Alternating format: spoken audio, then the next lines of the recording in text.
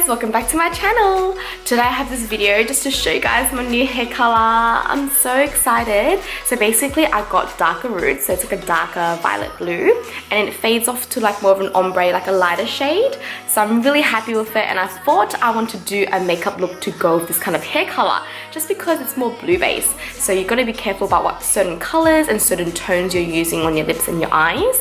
But I'm really happy with it. I did something different to the eyes, just a teeny bit, but I really love the outcome so far, and the hair is, oh my gosh, it's amazing. I'll talk to you more about the hair later on at the end of this video, but first of all, let's get started. Alrighty, let's start off by using a primer, and I'm going to try this new one out today, so I'm super excited to see how it goes. Alrighty, so today I'm going to use a good coverage foundation, and I'm going to use 2 layers as usual. And make sure after you apply a foundation that you grab your sponge and dab on top of your foundation. And what it does is just removes any excess foundation marks and just makes it look more blended. Echoes collide. Hold tight, hold tight, hold tight. Dripping light.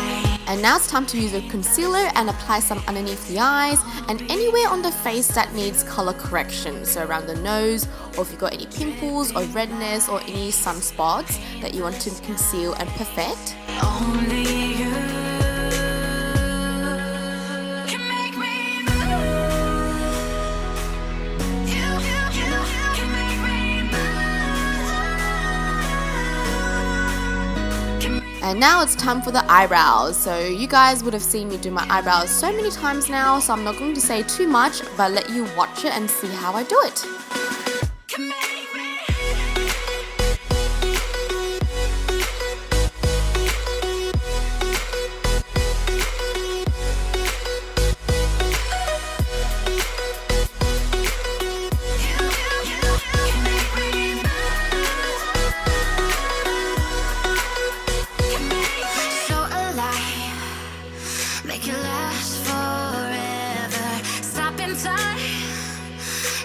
Now grab your colored eyebrow gel to go over your natural hairs to blend it out. Now today I want to contour my nose first, so grab your favorite product and start chiseling away.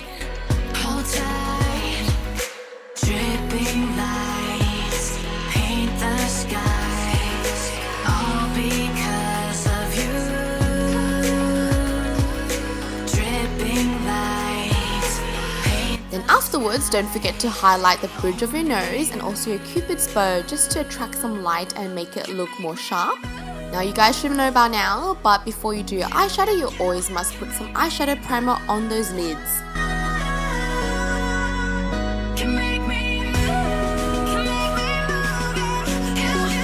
Alrighty, so today's eyeshadow palette is different. I've got it 2 years ago from an Estee Lauder Christmas pack.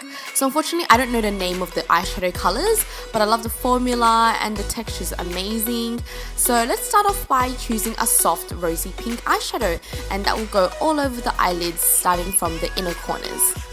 Now choose a matte white or cream eyeshadow, and that will go on the inner corners of the eyes to brighten up. Okay, so choose a medium brown smoky eyeshadow, and you want to apply it on the outer corners of the eyes and drag it downwards so it creates a V shape, and don't forget to blend as you go.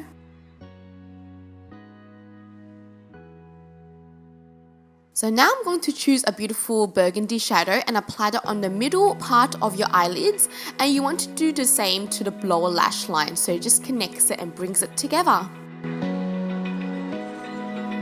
open eye, feel the waves cut through me, hypnotized by the sounds I breathe. So now I'm going to choose a matte dark brown shadow, and that's only going to go on the outer corners of the eyes where the crease is.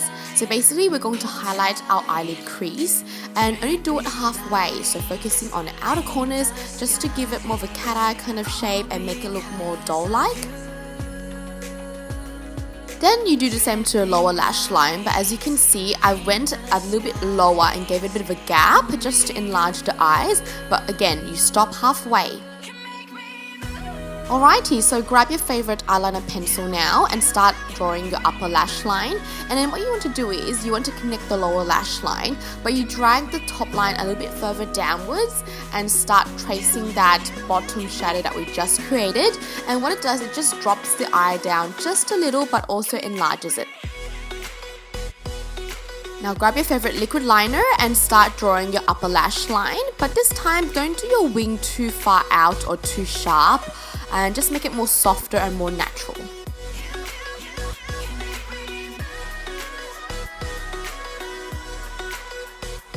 Now grab your favorite mascara and apply beautiful coats on the top and lower lashes.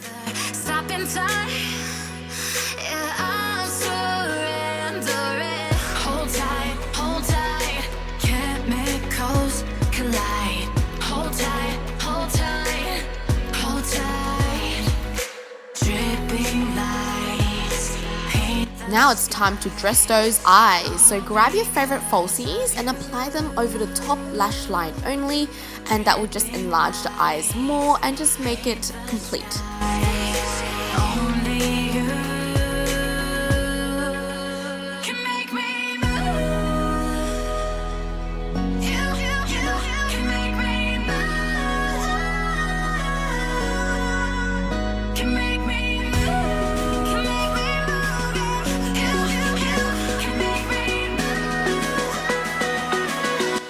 I'm going to go up a notch and grab this beautiful glittery eyeliner and basically focus and apply it on the inner corners and the lower lash line, and that will just enlarge it and make it look more watery like. And I like to add some on the Cupid's bow just to give a bit of a glimmer right there.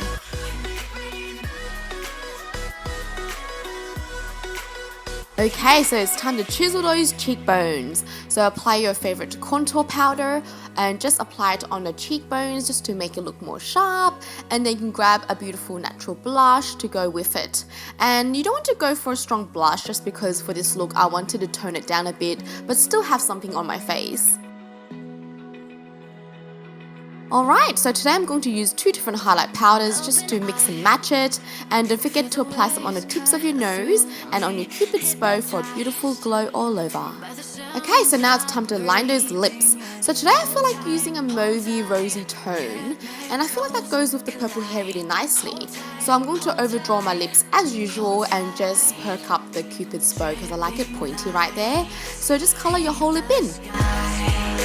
All because of you. Dripping lights paint the skies. Only you. Now I'm going to grab a liquid lipstick today, and it's going to be slightly lighter and a bit more pinkier than a lip liner. And I'm just going to apply that all over the lips, and one coat is enough guys, just because liquid lipsticks are very strong and they can feel very drying. So the less coats you use, the better it will feel on your lips. Yay! So it's all done now guys. So again, as per usual, you can always change the color of the lips or the eyeshadows and just tweak it however you like it. But it's a great eye style to try out just to change it up a bit.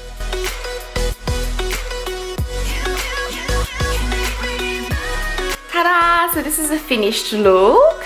So yeah guys, I love the hair color so much. I gotta talk to you about this because I can't believe I sat in the hairdressers for 7 hours. I was there from like 11:15 a.m. and I didn't get out until like 6 o'clock, so that is very long. But just because I had to do extra steps than my usual sessions that take like 5 hours, because this time I had to get rid of all of the brassiness and the warmth from my previous hair color, which is more like a pink and peach tone, so that's why it took a bit longer. And I also did a few extra treatments too, just to help keep my hair nourished and strong, so it's not as like, you know, dry and depressing. But anyways, I love the color so much. I've never had this kind of violet blue shade before, so I'm really excited for it to kind of wash out and go lighter, just because I wanted to go darker just so it lasts a bit longer, because usually with colored hair like this, you know, after a month or two just washes out and fades away. But that's why it's really important to purchase purple shampoo, and a stronger one at that, just so it just helps keep the cool and the blue tones in there. And just because of Asian hair, we actually have so much brassiness in our hair. I don't know why, but it just comes out so easily, which is why you need that purple shampoo.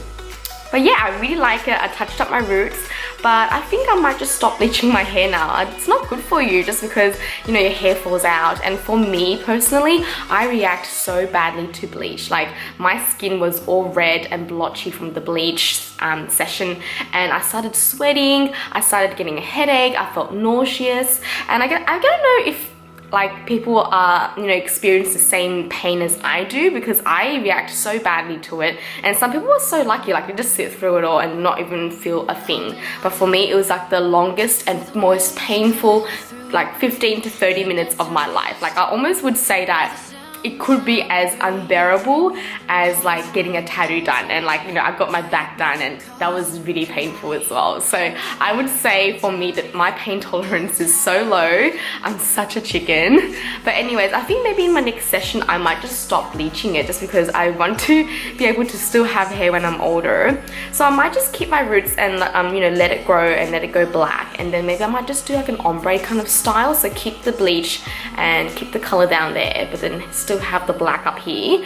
So I don't know, who knows what will happen, because you know, I see my hairdresser like every 2 to 3 months, so we'll see how it goes. But that's my thoughts so far. But I really love the color, and unfortunately you do have to bleach your hair to get this kind of shade, just because if you don't bleach your hair and it's not white enough or not bright enough, the vibrancy of the color would not come through and it won't be as bright. So it's such a waste, and that's why you really need to bleach your hair. So if you do want this kind of color, talk to a hairdresser, consult with them, see what works for you, what works for them, and how far you want to go. So how blonde you want to go for the color as well. But you can always experiment, because if you don't experiment, you never know.